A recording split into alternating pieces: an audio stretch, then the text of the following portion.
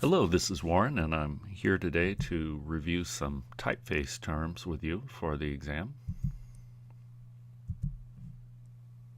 Let's start with the two basic distinctions in Roman letters, which are our most familiar ones in English and most languages based on German or Latin. There's uppercase, which we've inherited from the ancient Roman Empire, and one touchstone for that is the base of Trajan's column. And then there's lowercase letters, which we've inherited from the Holy Roman Empire. In both of these cases, I don't think it's coincidental that they're empires. Empires like standardization. With Charlemagne, it's because he wanted to consolidate his library, and most of the scribes were trained in the same place, so they developed a standardized lowercase letter. With Romans, Trajan's column I think is particularly interesting. Unlike many Roman monuments, which were mined for their marble by the Christian Church, Catholic Church specifically, Trajan's column endured because of inaccurate legends that Trajan was actually a secret Christian.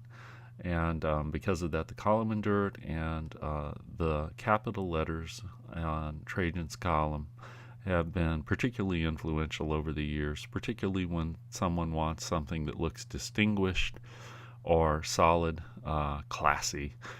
So you see it a lot in things like bank lettering and official invitations. And every few decades, some important topographer like Carroll Twombly will come back and take a stab at a variety of Trajan. So I like to think of these terms for describing type very much like annotation in music. It helps us see what's going on so we can make informed decisions. There's the baseline and the cap height, and then the X height when we're dealing with lowercase letters, which understandably has to do with the length or the height of a lowercase x in that particular typeface.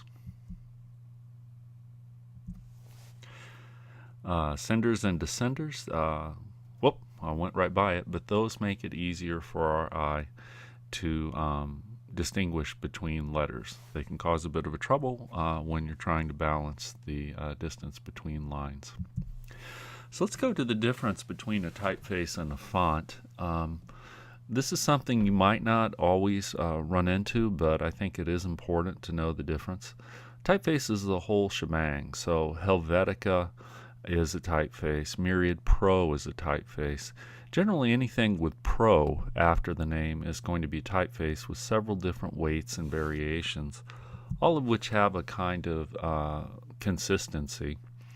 Whereas technically a font is only one particular size or variety. So, 12-point condensed Myriad Pro is a font. You notice some display types or novelty types only come in one particular variety. They can come in different sizes, but something like Papyrus or the much hated Comic Sans or much denigrated Comic Sans will only come in one variety. And in practice, we mostly use font, but there is a technical distinction that I think is important. Serifs, interestingly, a lot of debates about serifs go back to Trajan's column. One of the things at issue is whether a serif came from the little mark a chisel made to finish something off, or whether it came from an underlying brush stroke.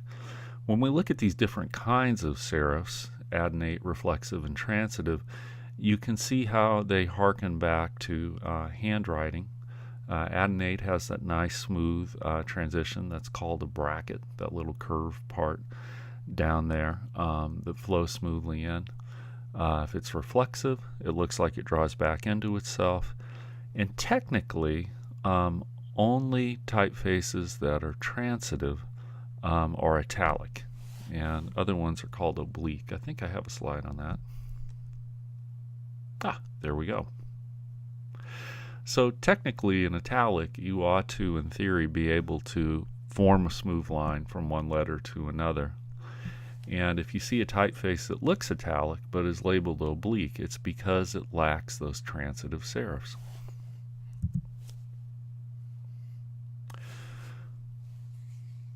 So points, there used to be a lot of different point systems, but they have become standardized, thankfully, to describe the size of a type. Good old Edo, who also has a typeface named after him, helped develop and standardize the point system. You notice most of these are based on multiples of 6 or 12, just like English inches. And helpfully, a point is 1/72nd of an inch, which not coincidentally is just like a computer screen. So that's by design, and that always helps me remember it. When you save for the web, you're saving at 72 dots per inch.